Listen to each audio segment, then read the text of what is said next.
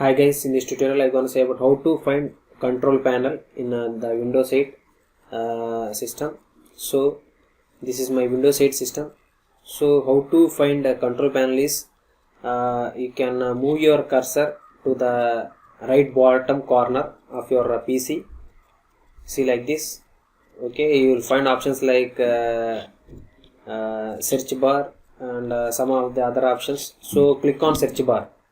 After clicking on search bar, this is Windows 8 search bar. So click control.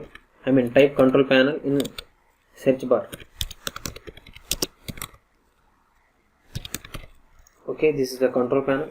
So click on control panel option there, and so this is the control panel. So in this way you can get the control panel. Okay, the other ways are you can click on my computer. So this is the my computer page, and you can click on computer option here. So here you will find the control panel. So click on the control panel. In this way also you can get the control panel in Windows 8. There is other way also to get control panel is right click on the cursor which is on the desktop here. So this is the cursor which is on desktop. So right click on it. So you'll find the option like personalize.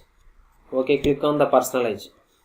Okay, here you can find the control panel home. So click on control panel home.